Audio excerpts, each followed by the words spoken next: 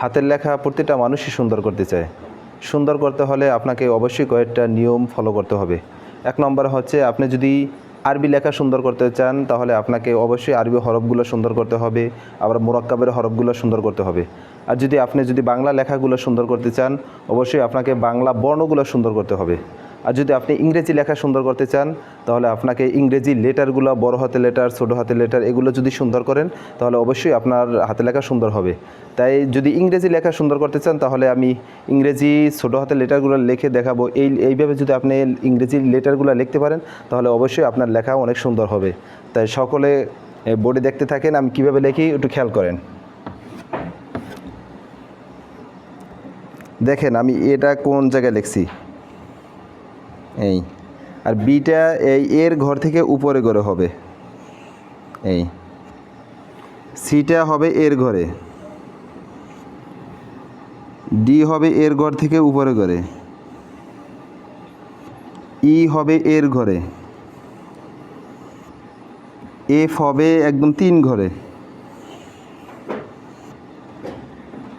জি হবে এর ঘর থেকে নিচের ঘরে, এইচ হবে এর ঘর থেকে উপরের ঘরে,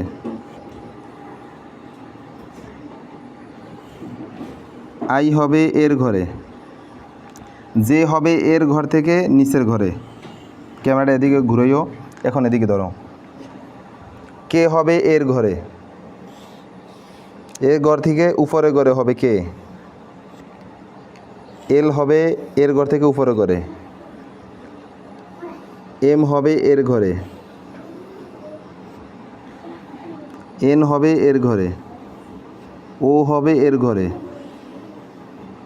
পি হবে এর ঘর থেকে নিচের ঘরে, কিউ হবে এর ঘর থেকে নিচের ঘরে, আর হবে এর ঘরে, এস হবে এর ঘরে, টি হবে এর ঘর থেকে উপরে করে, ইউ হবে এর ঘরে, বি হবে এর ঘরে, ডব্লু হবে এর ঘরে, এক্স হবে এর ঘরে, ওয়াই হবে এর ঘর থেকে নিচের ঘরে,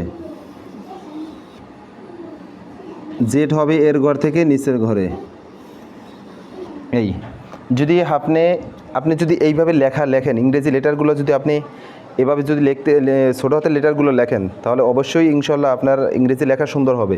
তাহলে আমরা এর ঘর থেকে খেয়াল করবে, এর ঘর থেকে কোন লেটারগুলো উপরে হয়, এর ঘর থেকে কোন লেটারগুলো নিচে হয়, এইগুলো যদি আপনি ফলো করে লিখতে পারেন ইনশাল্লাহ আপনার ইংরেজি হাতের লেখা সুন্দর হয়ে যাবে। ভালো থাকেন, আসসালামু আলাইকুম।